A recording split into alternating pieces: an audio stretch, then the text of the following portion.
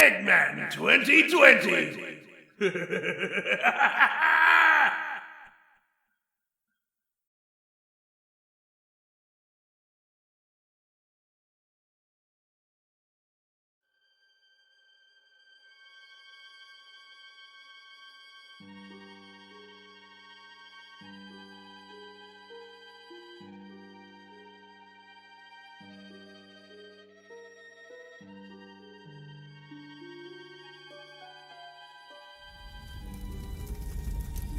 The smoke of the campfire rose up into the branches of the forest like a ghostly apparition.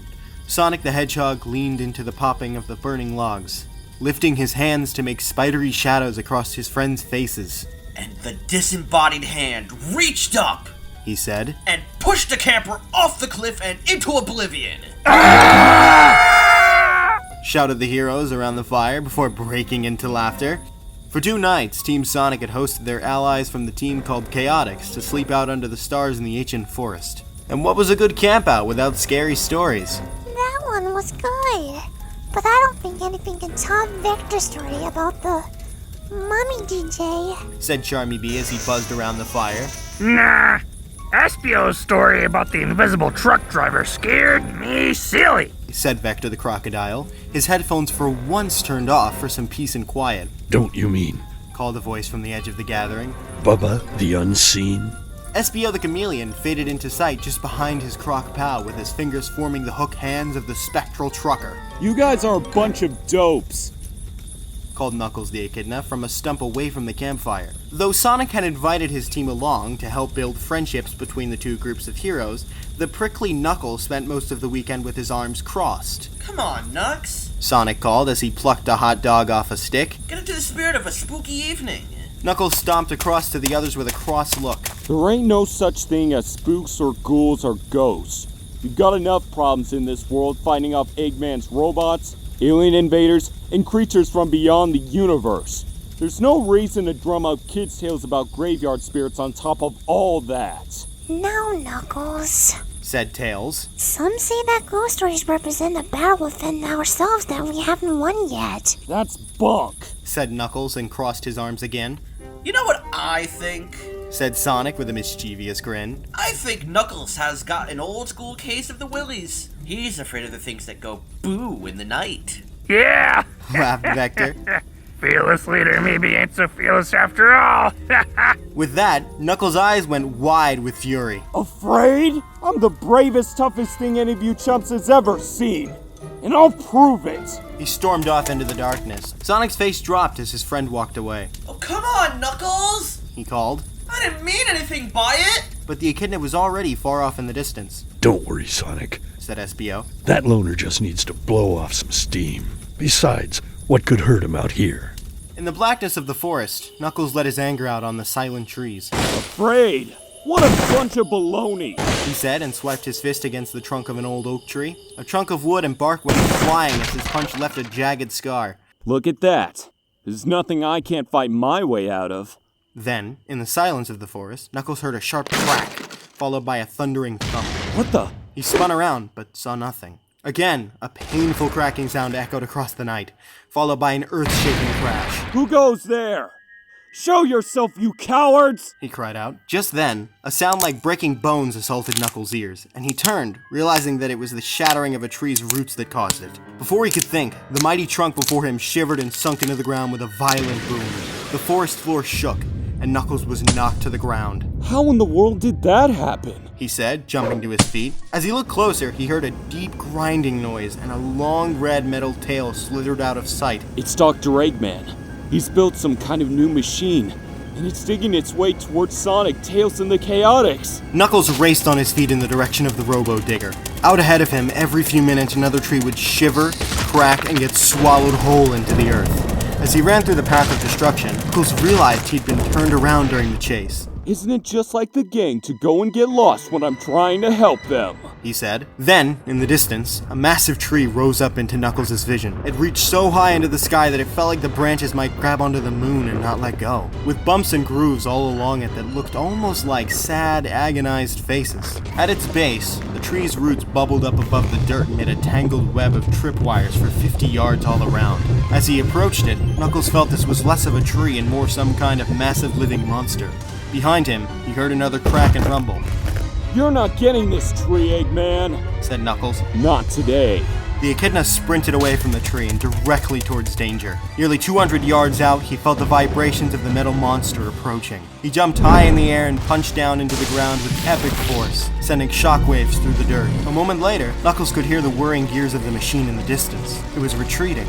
I've kept it at bay for now, he said. Before he could finish the thought, the ground beneath him began to rumble. Knuckles' feet sank into the dirt as the forest floor began to swirl around him like a whirlpool. And then it opened up and swallowed him whole, pulling him deep, deep down into the ground, like a hand from beyond the grave.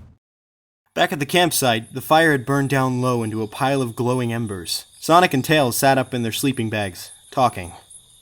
Do you think Knuckles is alright? Sonic said. You know, he always been a lone wolf, or, you know, a lone echidna, said Tails. I'm sure he'll show up when he's ready. I know. Sonic sighed. I just felt bad. This was supposed to be fun. I didn't bring us here to fight. He'll get over it, Sonic. The fox yawned. It's not like Knuckles has been known to sling a few cheap shots in his day. Just enjoy the peace and quiet. Just then, the forest all around them began to ring with a horrible cracking sound. Ancient wood turned to splinters to the left, to the right, everywhere, and the ground began to shake and tilt on the edges of the clearing. What the heck is happening? Cried Charmy as he flew down from the tree he'd been snoozing in. We're being attacked, said Espio.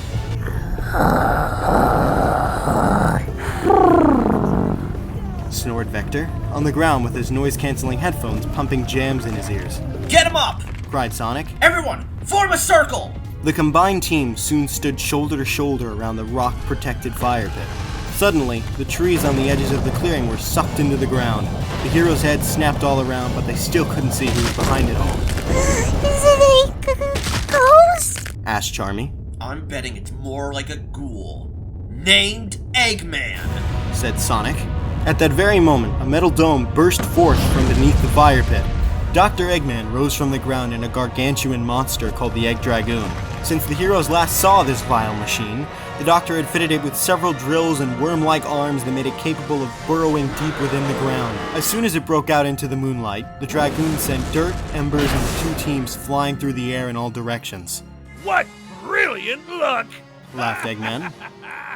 I had hoped to strip this forest of its trees in secret so that I could build a new robot factory, but I never dreamed I'd be able to bury you in the process. Sonic stood up and faced his enemy, fist clenched. I'd like to see you try, Eggman! Cackled the scientist. Talk is cheap, Hedgehog. Even you can't defeat an entire forest. As the black dirt shook off the back of the Egg Dragoon, the machine lifted an entire rack of falling trees on its back, which Eggman could now use as weapons. Crack! The machine launched one trunk at a shaky Vector and Espio, rolling them onto their backs. Whack! Another giant log swung through the air at Charmy and Tails, swatting them down like flies. Thunk! A third tree careened towards Sonic. The hyper-fast Hedgehog dodged the attack just in time, but with this kind of firepower, even Sonic started to worry that Eggman had finally won the day. Meanwhile, deep within the earth, Knuckles fought to dig his way out. Digging was one of Knuckles' specialties, but for some reason he couldn't seem to find his bearings. Which way's up already? He yelled as he sank deeper and deeper into the darkness. With his hands furiously clawing at the earth in front of him, Knuckles suddenly broke through into an empty space. He tumbled forward in an empty, windless hole and landed in the middle of a pitch-black tunnel. As he stood up, Knuckles saw that the tunnel was round, roots hung from the ceiling like stalactites in a cave. Unfortunately, he was not alone. Cutter! Came a whisper from deep in the darkness. Slasher! Ripper! The words were split like an accusation. Whoever you are, come out! Knuckles called. I've had a bad night, and I'm in the mood to punch something. Like the flicker of a candle, a soft white light appeared down the tunnel and floated closer and closer. All the while, its tiny voice shrieked, Cutter, slasher, ripper. Knuckles squinted in the darkness, and he finally saw it. A small floating body with wavering arms and a large, lumpy head. The creature's face was twisted like nuts on a tree trunk, with big black eyes and a mouth twisted into a horrible gaping hole. It looked like a ghost. Slasher, biter, breaker. It called to him and began to swoop and swing around his head. Stop it! Cried Knuckles. Stop saying that stuff! He swung his arms wildly about, but they never seemed to connect. Finally, the glowing creature floated firmly in front of Knuckles, and he punched at it as hard as he could, but his fist went straight through. All he could feel was bitterly cold air as he sunk his hand into the ground. And with that, the spook flew away. Come back here! Knuckles cried and ran after it. All along the way, he punched and kicked at the dirt, but it did no good. Eventually, Knuckles came to a dead end, and the spook hung there, staring right through him. Take it to the Queen. It hissed. The cutter must be judged. From out of the walls, tiny worm-like lights emerged and sunk themselves into Knuckles' skin. They flowed in and out of his face, and he could feel them sliding through his cheeks like icy needles. Stop! Stop it! He cried, but the worms seemed to weaken him, and a pair of roots reached down from above and pulled Knuckles into the dirt. He went limp, and the earth carried him along for what felt like ages. Knuckles' heart pumped with pure fear until the ground seemed to belch him up into another dirt cavern. This one was lit all around by glowing spooks who hung in a massive network from roots along the dome's ceiling. As Knuckles stood up and shivered, he saw the center of the root system made a kind of throne upon which sat a spook that was as big as he was.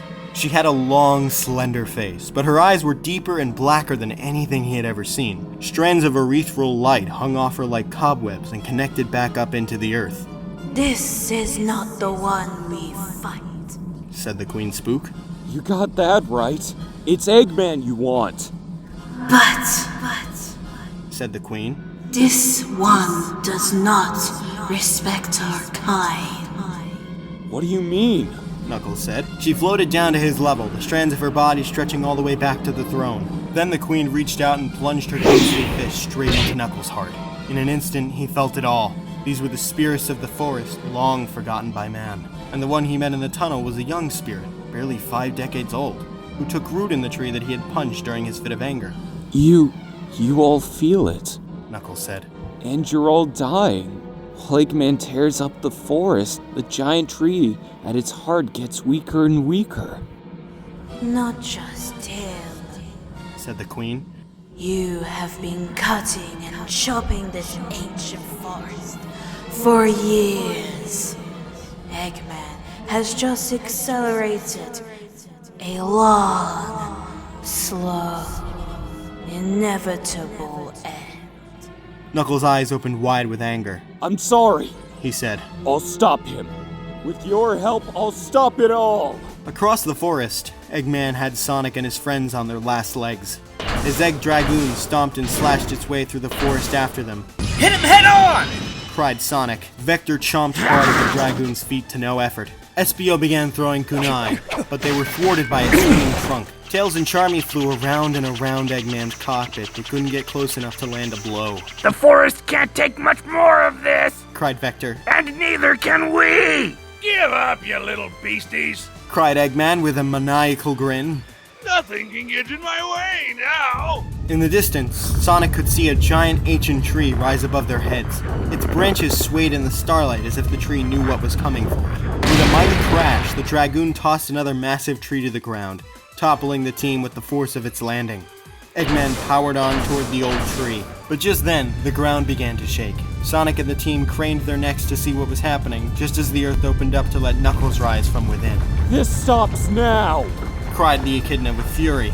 Ha! Laughed Dr. Eggman. Does the spiny little blue bully think he has the power to stop me? Not only can I stop you, Knuckles said, but I don't even need to touch you to do it. Knuckles raised his hands, and from underneath him, an army of ghost lights rose up from the ground and swirled all around him. They flew at Eggman as 1,000 tiny voices screamed. Cutter, slasher, ripper. The evil doctor's eyes went wild as strands of spectral energy wormed their way through his cockpit and began to crawl in and out of his face. The spirits howled and twisted their features in terrifying shapes. They surrounded him completely, and all Eggman could do was swat at nothing. What?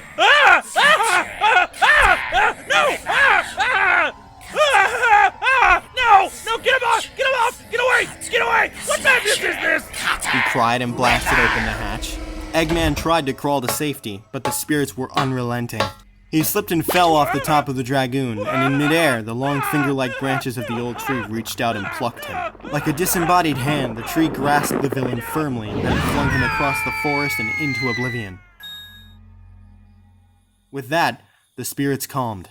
They floated gently down towards Knuckles, with one small spirit in particular floated just above his eyes. "Thank you," he said. "I'll keep fighting."